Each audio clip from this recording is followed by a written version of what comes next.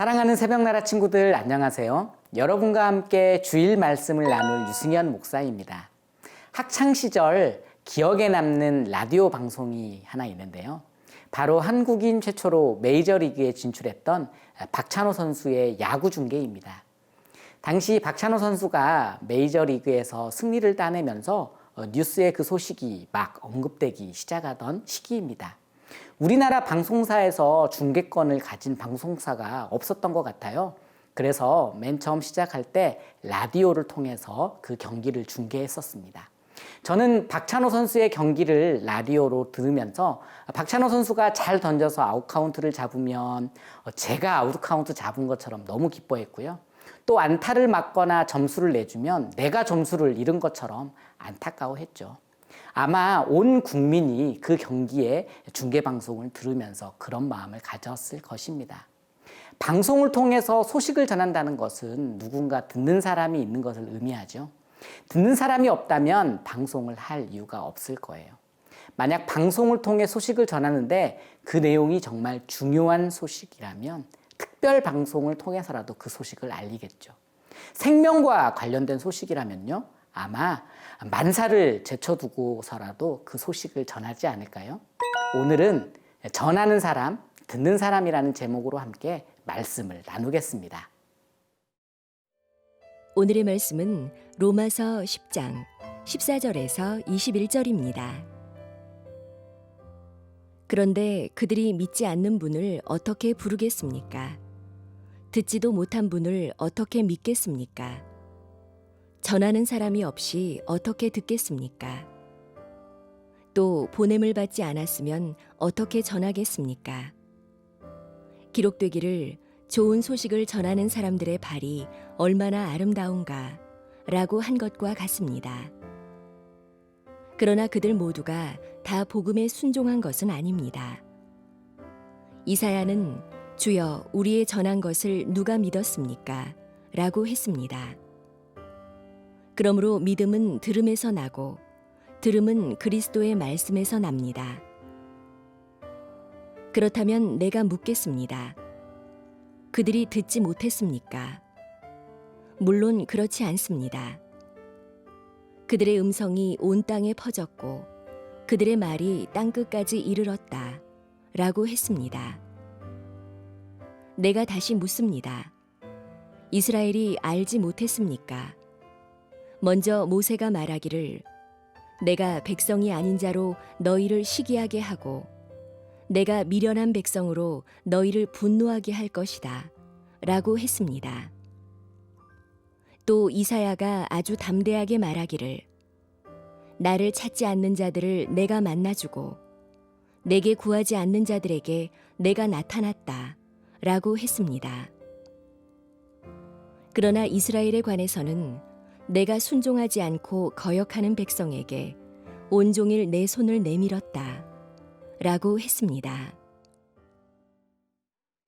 바울은 오늘 본문에서 네 가지의 질문을 먼저 던지는데요.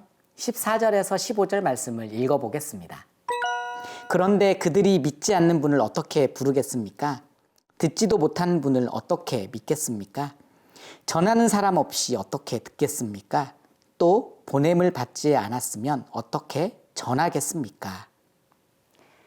하나님을 아는 사람은 하나님을 전하는 사람들을 통해 복음을 들은 사람들입니다.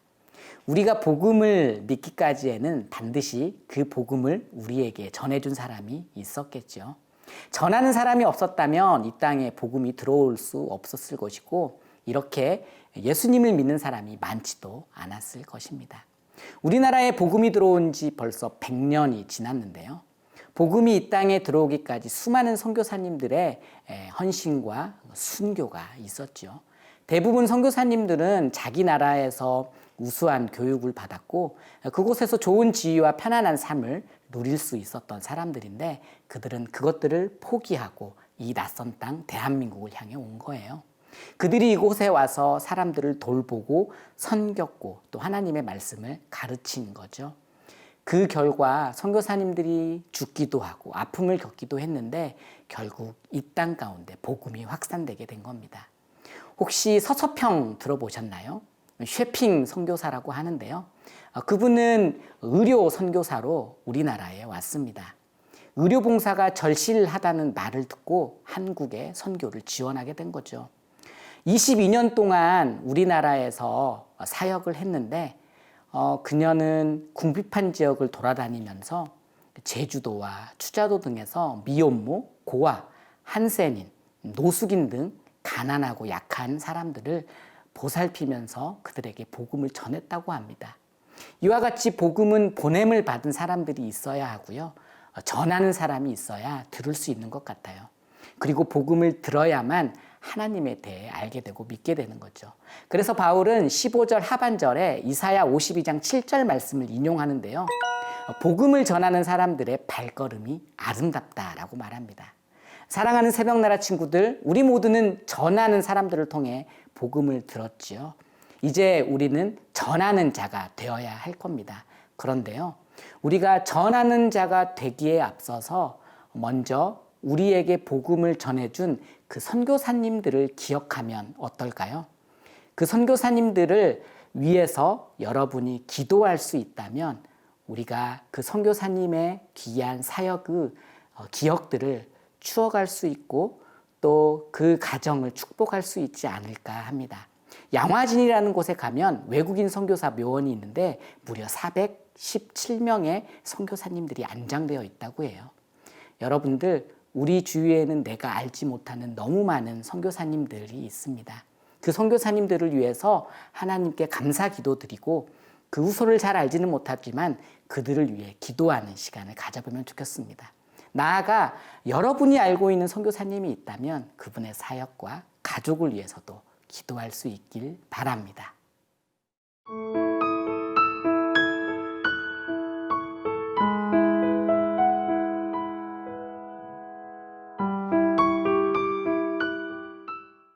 우리가 아무리 열심히 전하더라도 모두가 듣고 믿는 것은 아닙니다. 아무도 믿지 않을 수 있죠. 그래서 바울은 이사야의 기도를 인용하는데요. 16절 하반절을 읽어보겠습니다. 이사야는 주여 우리의 전한 것을 누가 믿었습니까? 라고 말했습니다. 전하는 사람이 열심히 최선을 다해 전했는데 상대가 듣지 않는다면요. 듣긴 들었는데 내용도 이해한 것 같은데 그것을 받아들이지도 순종하지도 않는다면요. 그럴 땐 전하는 것을 멈춰야 할까요? 아닙니다. 복음 전파는 멈출 수가 없어요. 왜냐하면 복음은 생명과 연결되어 있기 때문이죠. 지금 당장 전하지 않는다면 안 되는 유일한 구원의 길이기 때문입니다. 17절은 다음과 같이 말하고 있습니다. 믿음은 들음에서 나고 들음은 그리스도의 말씀에서 납니다. 그리스도의 복음을 듣는 것은 복음의 선포로 이어지고 선포는 사람들에게서 믿음의 반응을 불러일으킵니다.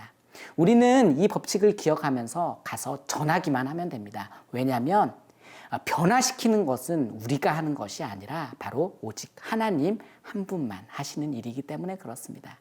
그러므로 우리는 전하는 것을 멈추면 안 됩니다.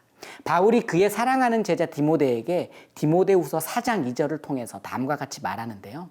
너는 말씀을 전파하여라. 때를 얻든지 못 얻든지 항상 힘써라. 끝까지 오래 참고 가르치며 책망하고 경계하고 권면하여라. 우리가 전하는 복음을 통해 우리 주위에 많은 사람들이 죽게 돌아올 수 있게 됩니다. 그런데 사실 전했는데 믿지 않고 낙심하기 때문에 우리는 주저하는 것 같아요. 사랑하는 새벽나라 친구들, 우리가 하나님의 복음을 증언하는 데 있어서 우리의 시선이 그 사람의 반응에 향해 있다면 우리는 두려움에 사무쳐서 전하는 일을 주저하게 될 것입니다. 복음을 전하는 사명이 우리에게 주어져 있는데 우리가 그것을 주저한다면 어느 누구도 복음을 들을 수가 없겠지요. 우리는 은혜를 체험한 사람이기 때문에 그 은혜를 전달하는 전달자입니다. 여러분이 복음을 깨달은 사람이기 때문에 여러분은 바로 증거자인 것이죠. 그렇기 때문에 여러분은 걱정할 필요가 없습니다. 왜냐하면 하나님께서 여러분들이 뿌린 씨앗들을 통해서 열매를 거두시고 하나님의 일들을 해 나가시기 때문에 그렇습니다. 혹시 여러분 복음을 전하는 상대방의 시선이 두려우신가요? 혹은 그들이 여러분의 복음을 거절할까봐 걱정이 되시나요?